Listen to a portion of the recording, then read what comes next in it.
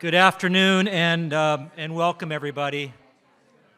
For those of you who don't know me, my name is Rich Corsi. It's my pleasure and honor to serve as Dean of the College of Engineering at UC Davis.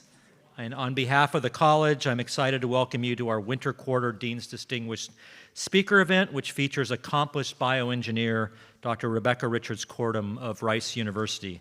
We're really fortunate to have her with us today. Before we begin, however, let's take a moment to acknowledge the land on which we are gathered. For thousands of years, this land at UC Davis has been the home of Patwin people.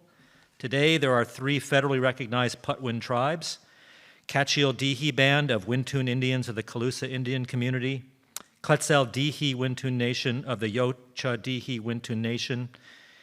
The Patwin people have remained committed to the stewardship of this land over many centuries. It's been cherished and protected as elders have instructed the young through generations. We are honored and grateful to be here today on their traditional lands. So once again, we are so grateful to learn today from Dr. Richards-Kortum. As mentioned, Dr. Richards-Kortum hails from Rice University, where she serves as the Malcolm Gillis University Professor of Bioengineering and co-director of Rice 360 Institute of Global Health. Her research has been instrumental in improving early detection of cancers and in developing and scaling affordable technologies to improve newborn and maternal health, especially in low-resource settings. Rebecca really epitomizes, I think, the engineering for all ethos that we are so committed to in our College of Engineering, and which is central to our strategic vision: to develop socially responsible engineering solutions and accessible technologies that make a positive difference for the planet and improve quality of life for all people. Dr. Richards-Kortum is the recipient of a MacArthur Fellowship and is a member of the National Academy of Sciences, the National Academy of Engineering, the National Academy of Inventors, with over 40 patents, I believe, the American Academy of Arts and Sciences, and the American Philosophical Society. In 2016, she received the highest honor from the American Institute for Medical and Biomedical Engineering, AIMBE, and that is the Pierre Galletti Award. And along with Maria Oden, she has also received the Lemelson MIT Award for Global Innovation in 2014. Dr. Richards-Kortum has made a tremendous impact in the world through her engineering expertise. In fact, in 2017, Fortune magazine named her one of the world's 50 greatest leaders, and on that list were presidents of nations.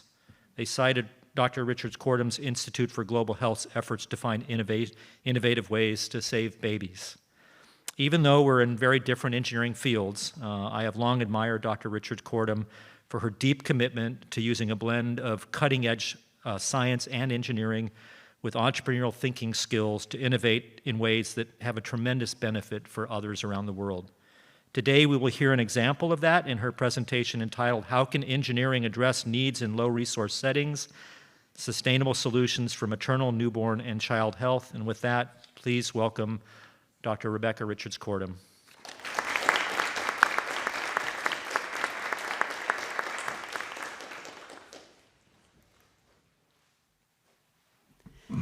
Well, good afternoon, and thank you so much for that very kind introduction. It's really a pleasure to be here with you all at UC Davis today.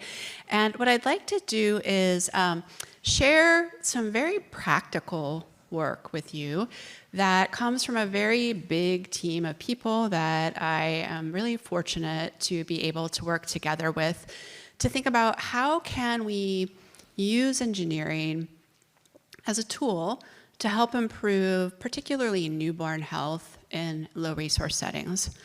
And so I want to start by thinking about 3 words. And the words that I want to think about are inspiration, I want to think about failure, and I want to think about equity. And I'd like in my talk today to answer 3 questions. And those questions are, how can engineering make a difference? I'll give you my vision of that. How can I, as an individual engineer, make a difference? And then I think maybe most importantly, how can engineering be different?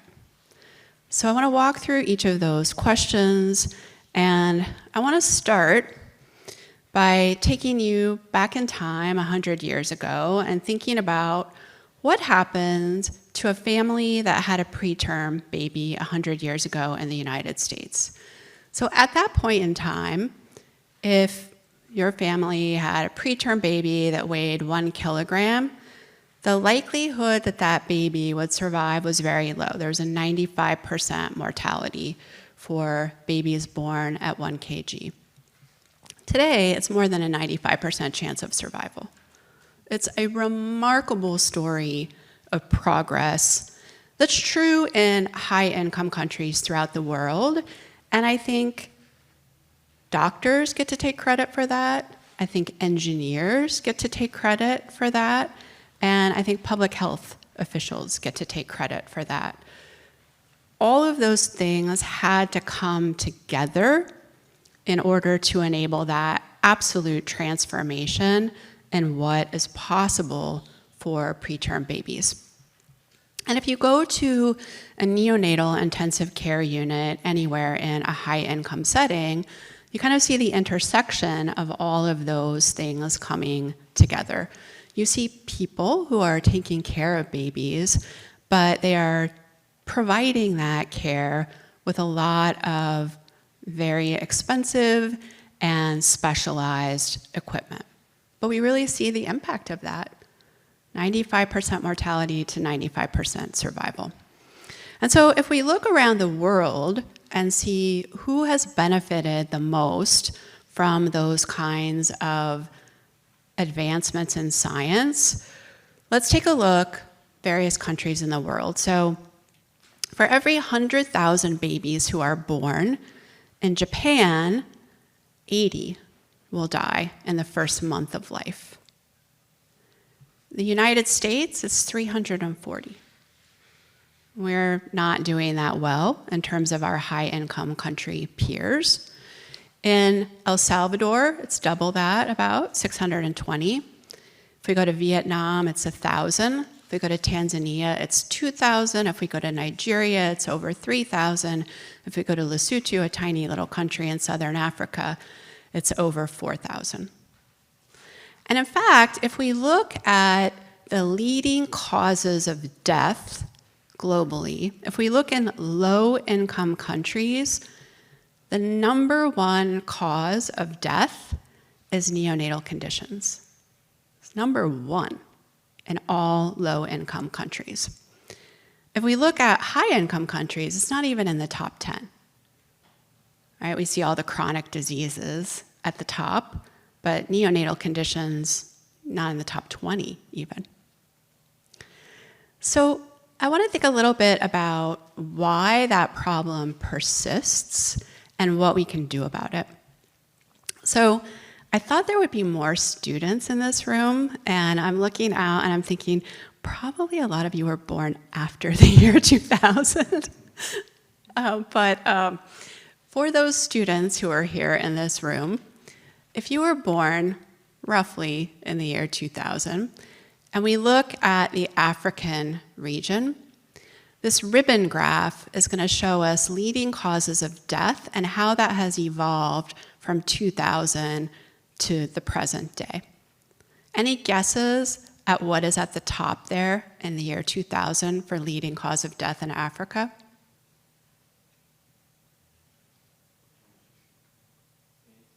AIDS, yeah.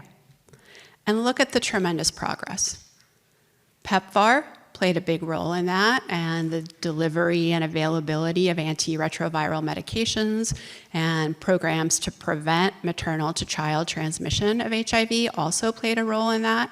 It's a remarkable story of progress that relied on advances in science as well as implementation and systems-level thinking about what it takes to strengthen health systems. And I think it is such an encouraging example of what is possible.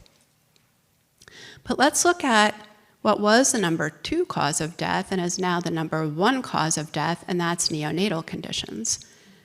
Actually, the number of neonatal deaths have increased during this period of time. We know what to do. Any high-income country has solved this problem, but we don't do it in low-income settings. And the lack of progress isn't just the last 20 years. If we look at Lesotho, this is looking at the neonatal mortality rate in Lesotho versus time. That's when I graduated from college. There has been no progress in a very long time. My friend Alex Stevenson is the head of the African Neonatal Association, and I think he said it very well when he said small and sick African newborns, they need care. It is grossly unfair and I think discriminatory that they are not receiving care that we know works and that we know is affordable in these settings.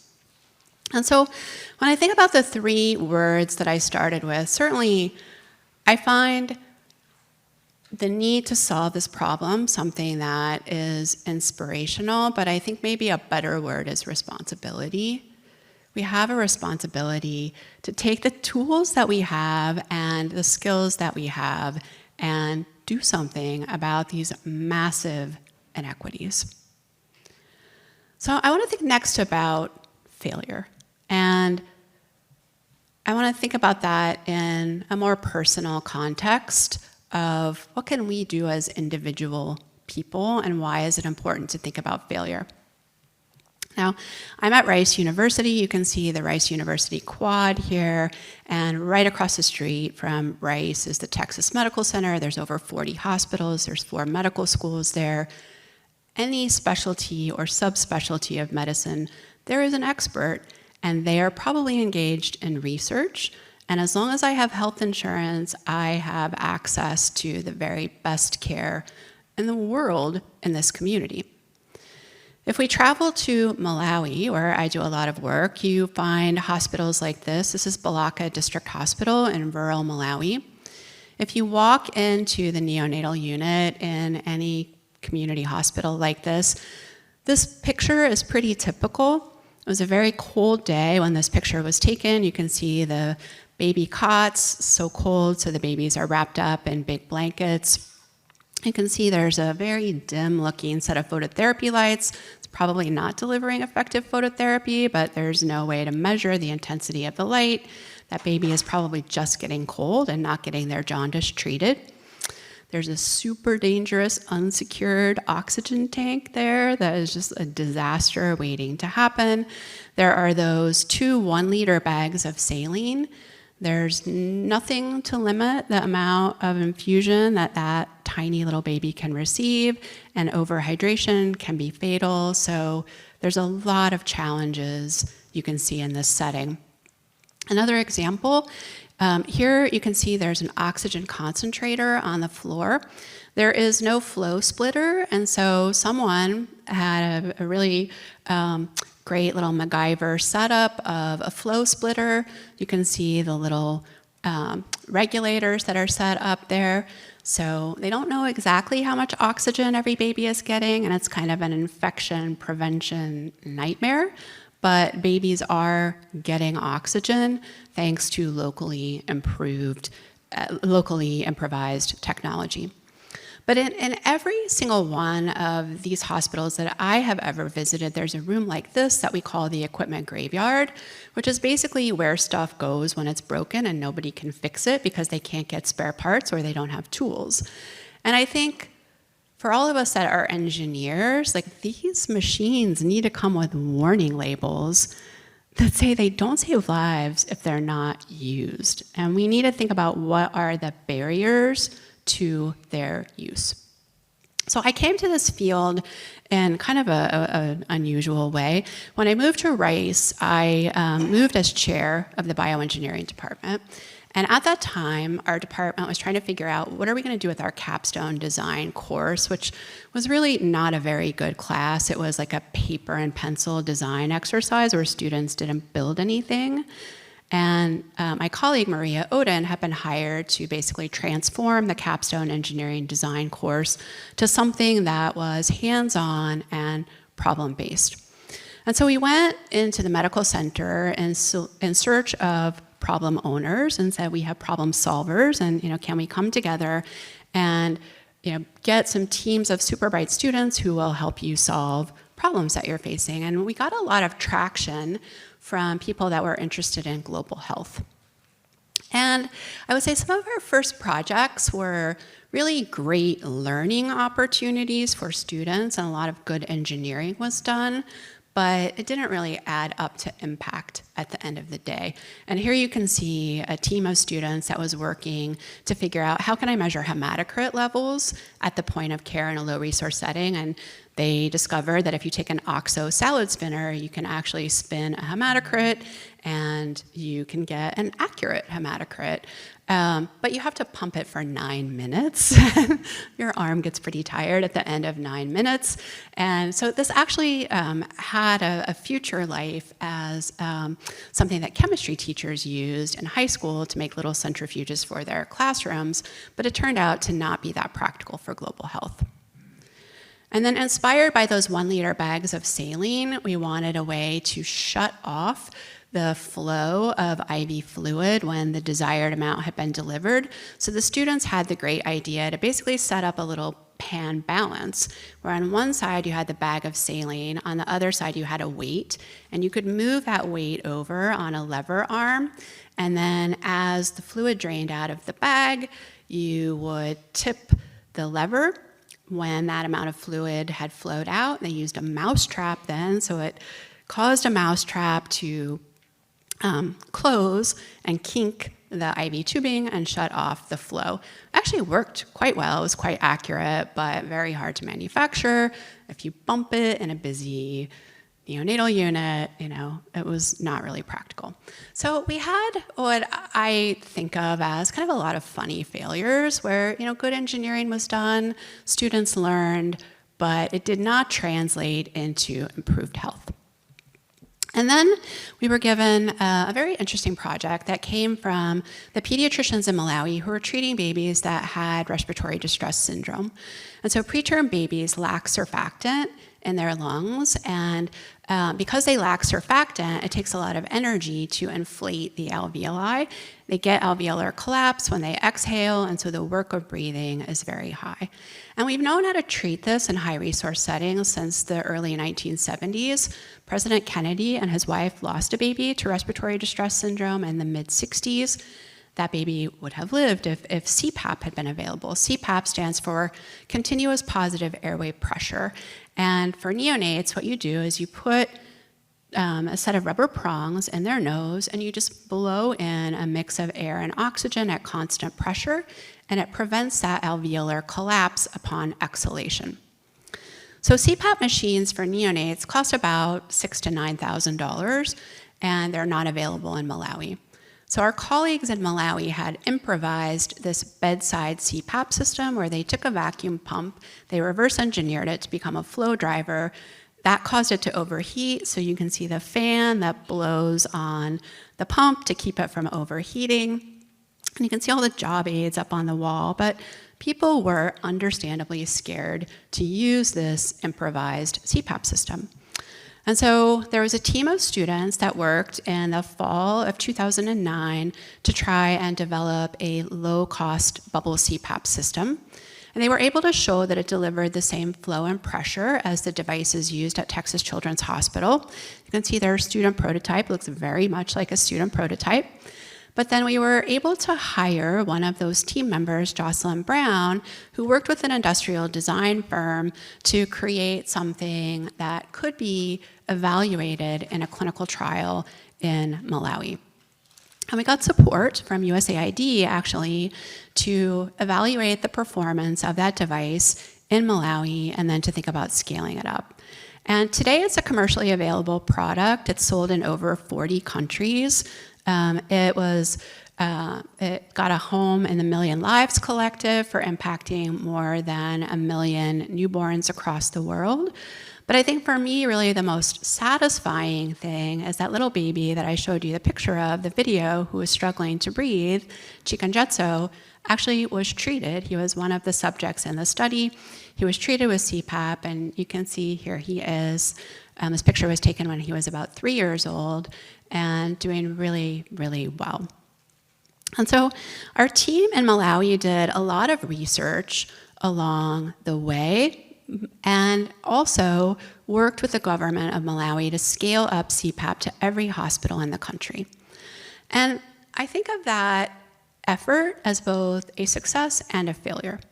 And the success was at a teaching hospital in Malawi where we first introduced CPAP, we were able to show that survival for babies that had RDS and were preterm improved from 24 to 70%. And that is about the improvement that was seen in the US in the 70s when CPAP was introduced. So we were very excited. We rolled it out to every hospital in the country, and we tracked how did babies do who were being treated with CPAP. And instead of that 70% survival, we saw only about 40% survival. And the reason was they were cold. They were dehydrated. All the other things that babies need weren't available in those hospitals. And when we followed that with what we called a ward strengthening program, where we went in and provided all the tools that are needed for level 2 newborn care, only then did we see those rates of survival improve.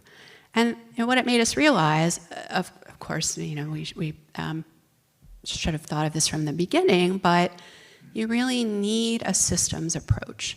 That there's no magic bullet that's going to go in, and just because you dropped off this device on the doorstep of the neonatal ward, you aren't suddenly magically going to have results. You really need the systems level approach to think about, do they have power, water, heat? Do they have all the tools to manage the common complications of newborns? Can they keep the technology going? Can they provide preventive and reparative maintenance? Do they have spare parts? And are the staff there trained to do both the clinical and the technical aspects of this care? So at this point in time, it was around 2016, and the MacArthur Foundation announced a new program that they called 100 and Change. It has a competition every 3 years, and they offer $100 million to a team that proposes to solve a problem in a way that is sustainable. And you can pitch any problem that you want. And so our team came together and said, hey, let's propose something around improving newborn survival in African hospitals. We know we need a systems level solution. This is an amazing chance to bring together all the people and all the resources that are needed to solve this problem. And we submitted a pre-proposal. And in October of 2016, we worked all summer on our pre-proposal. It had 39 questions. I remember so vividly hitting submit on our pre-proposal. And then we heard they got over 2,000 pre-proposals. And I kind of forgot about it. And one day in January, I was walking down the hallway of my building, and my cell phone rang, and it was Cecilia Conrad from the MacArthur Foundation, and she said, congratulations, you're one of 8 semifinalists. And we were like, whoa, that's pretty exciting. So next step was submit a full proposal. So we worked and worked and worked, and in July of 2017, we submitted our full proposal. And then we found out we had been selected as one of 4 semifinalists. There was more work to be done. And as part of that, they invited all of the 4 finalists to Chicago, to the Lowe's Theater, where you got up on stage with your team and you did the pitch for your project. And then the next day, they called and they said, I'm sorry, you didn't win. It's like one of the most depressing moments of my entire career. It's kind of hard even to just remember how low that moment felt. It was right before Christmas, and I remember saying to my husband, like, I don't know how to deal with this level of disappointment. All I have been doing is working, and now I don't have anything to work on, and I'm just depressed. And so I adopted a dog. This is Ellie. She's an amazing dog, and I cried tears into her fur, and then I adopted another dog. This is Miles. He's a great dog, and I cried more tears into Miles's fur, and then I adopted another dog, and then we were done. But that that got us through the month of December and January. And then I was talking to my husband again. We met as undergraduates at the University of Nebraska. And when we moved to Boston, I went to grad school at MIT, and I remember the night before I was taking my qualifying exams. They're so stressful. They're stressful anywhere, but they felt especially stressful there because you got 2 tries and then you were out if you didn't pass. And I remember laying in bed the night before that exam. I couldn't sleep. And I said to him, what am I going to do if I fail? It was kind of a stupid but also serious question. And he looked at me like that was kind of a stupid question. But he said, you'll just keep going. What else are you going to do? You're a smart person, you're a hardworking person, you're just going to keep going. And that's what the NEST team did. So what I didn't tell you is when the MacArthur Foundation called us and said, you're not the winner, they said, we're going to give you a consolation prize. And actually it was kind of a nice consolation prize of $15 million. And there were people on our team who said, let's just take the 15 million and do what we can with 15 million. And then there were people on our team who said, no, we had a $100 million plan. This is not a $15 million problem. We need to raise more money. And so we went back to the MacArthur Foundation and we said, we'd like you to keep your money for a year.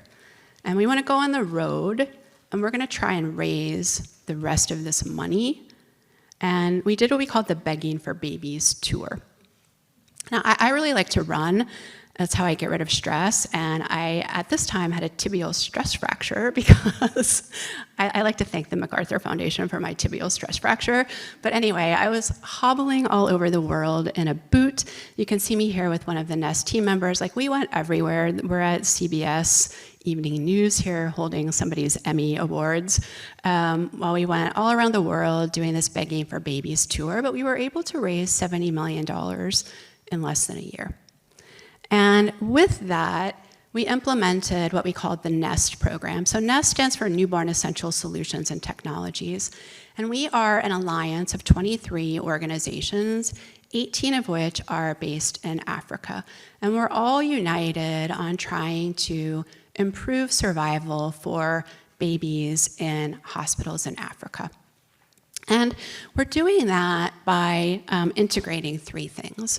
We're delivering a bundle of innovative technologies. We're building an education ecosystem for clinicians and biomedical engineers.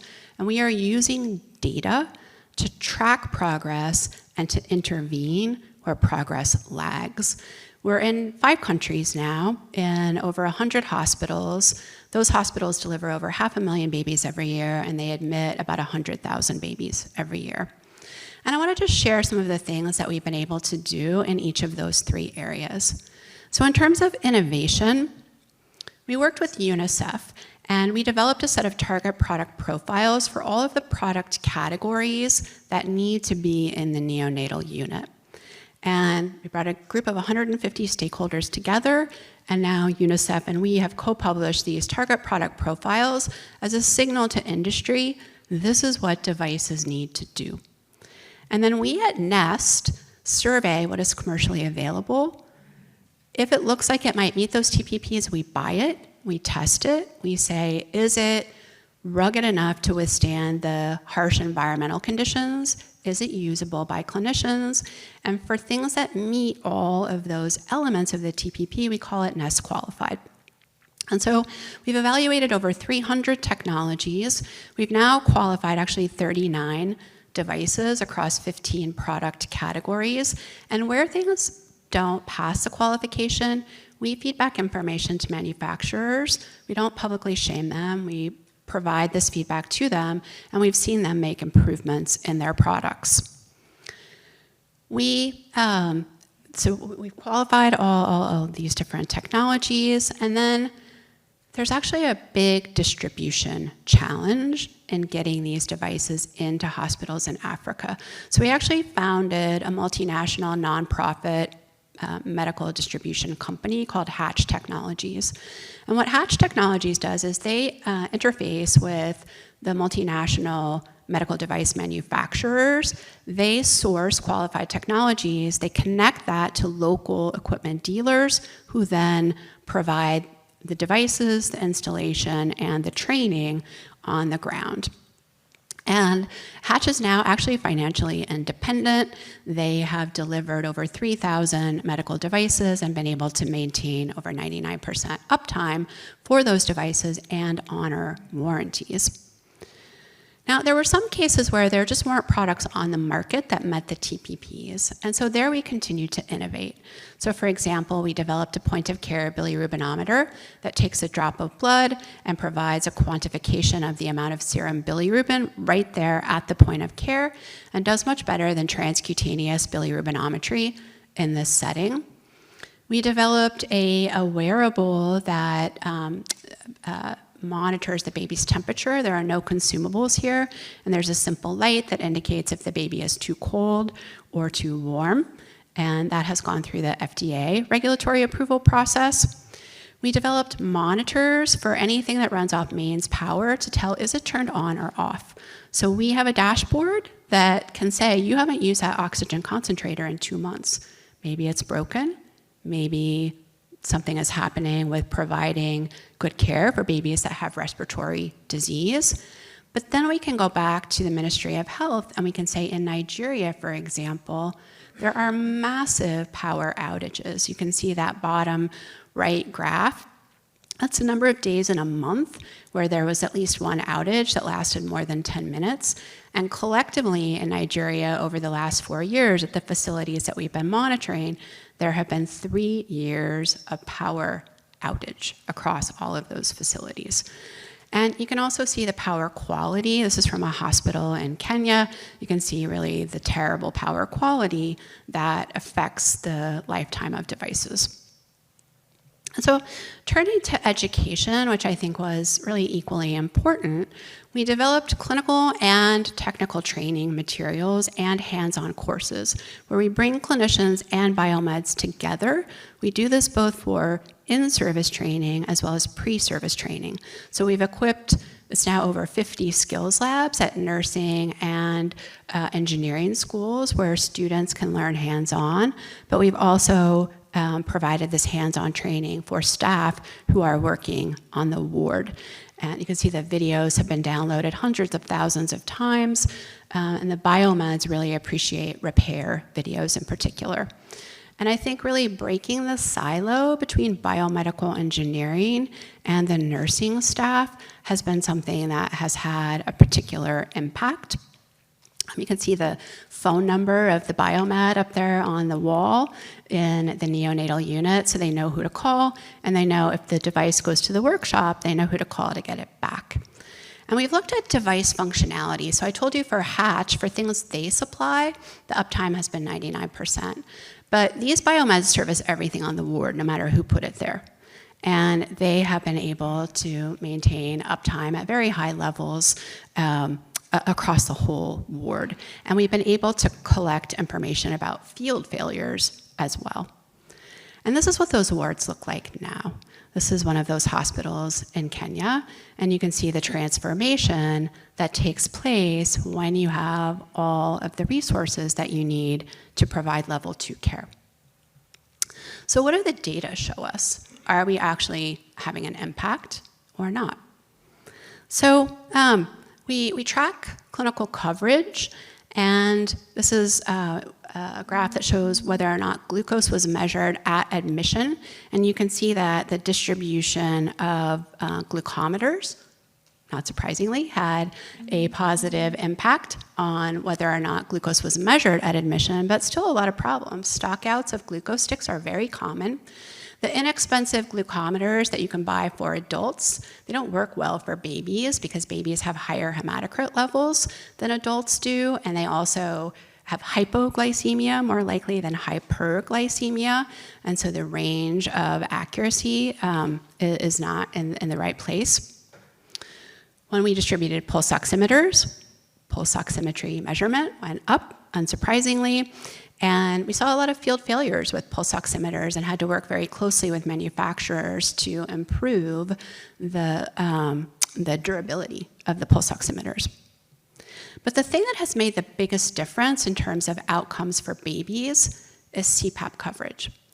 And you can see here, this is the fraction of eligible babies across the 4 countries where we first started versus time.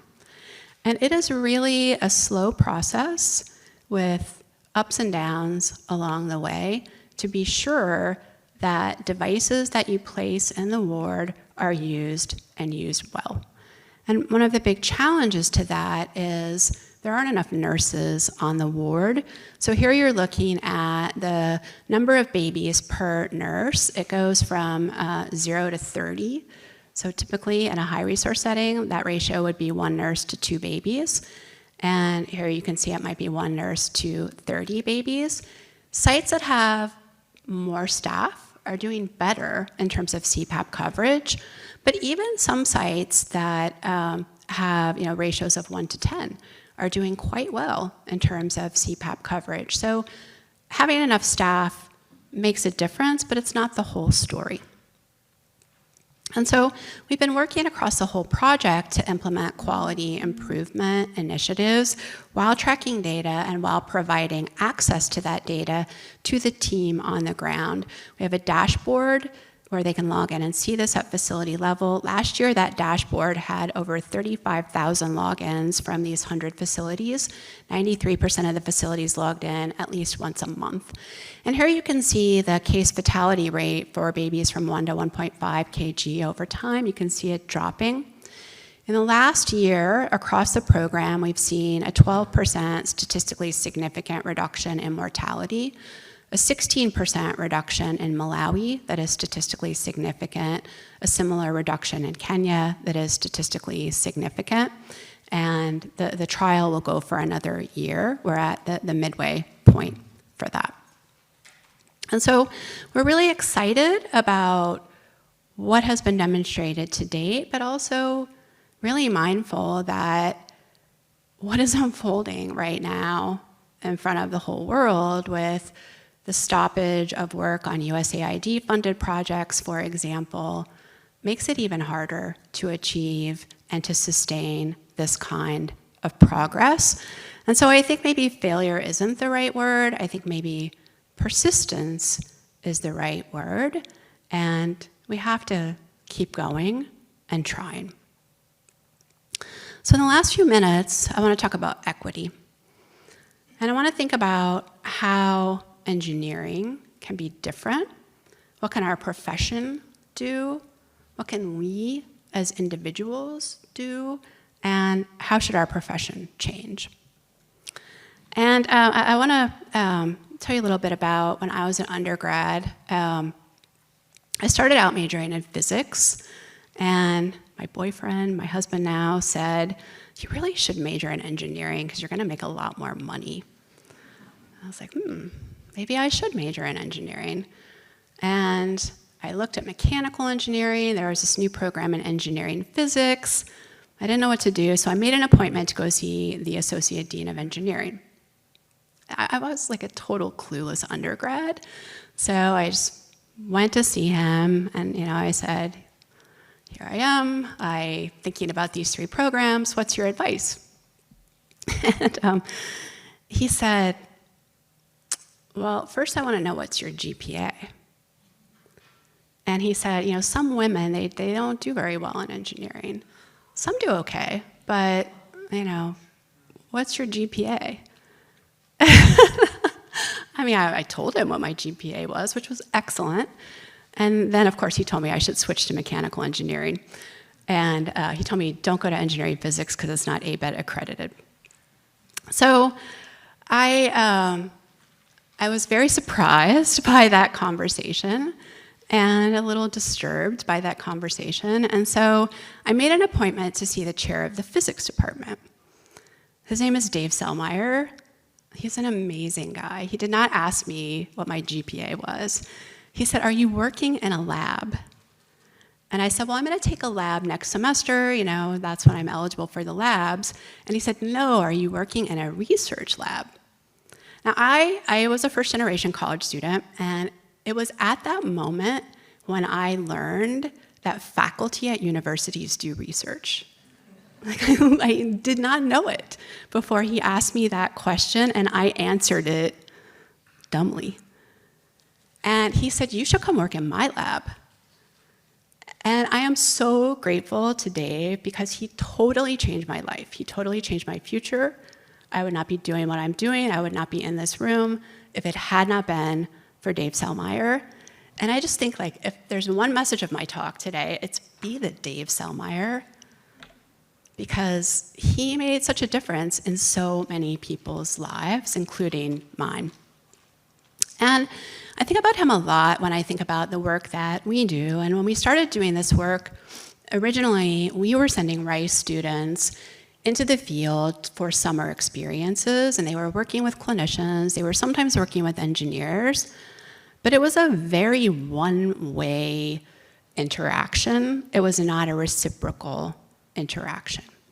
And it needed to become a reciprocal interaction, and so we've worked really hard to have bidirectional internships where students from African engineering schools come to Rice students go to those schools, and we work to strengthen the infrastructure that we all have access to. And we're part of this, what we call Invention Education Network, which includes now 7 different universities in Africa that have engineering design studios that are all working together to incorporate problem-based learning throughout the entire engineering curriculum. And they've done amazing things, and they really proved their value during the COVID pandemic in particular. And I want to just share with you one example of what they've done. So you see in the top left picture there, you see Karen Vasquez, who's a Rice student, together with Wahid Mia and Mary, who are 2 Malawian students. They worked together in Houston one summer. There was a gynecologic oncologist named Kathleen Schmaler, who you see in the other photo there, who said, "I teach people how to screen for cervical cancer. I need dynamic models that mimic what happens in the cervix." And they got really excited, and they figured out how to make these dynamic models using thermochromic paint to mimic the color change that takes place when you apply acetic acid to the cervix. And they built this model of the female reproductive system. And now Wahid, who's on the faculty at the University of Malawi, has a little side business where he makes these models, and Kathleen and her team distribute them and use them all over the world, including in New Jersey, including in Texas, including all across the United States. And so I think equity is important, but equity doesn't happen without access. And I think that's the difference between my experience with the Associate Dean of Engineering, who's like, "Here's my fence around engineering, and prove to me why you belong here," and Dave Sellmeyer, who said, "Come work in my lab," not knowing anything about me. So I want to finish just thinking about my dad. My dad was a Marine, and I like to run every year. I run the Marine Corps Marathon, and the motto of that race is run with purpose, finish with pride. And I think about it a lot in the context of this work, because I think the problems can feel so huge and overwhelming, and I think especially at this moment in time when it feels like a wrecking ball is being taken to a lot of effort that has gone into addressing these challenges. And I think we can't lose sight of the importance of starting small, doing it with our friends and our colleagues. We're gonna fail. We're not doing science if we're not failing. But we have to listen, to learn, and do better, and never, never, never give up. And so that's my message to you is, let's as a community think about how do we design, deliver, and keep the right technology going? How do we be part of a team that really cares about getting across the finish line, which is making healthcare better for people. And how do we do that in a way that ensures equitable access, not just to technology, but also to education? And so I want to thank the amazing NEST team, so many people who have done the work that I had the privilege of sharing with you today. I want to thank my family, who I traveled a lot, and they always held it together no matter where Mom was. And thank you so much. I'd be happy to answer any questions.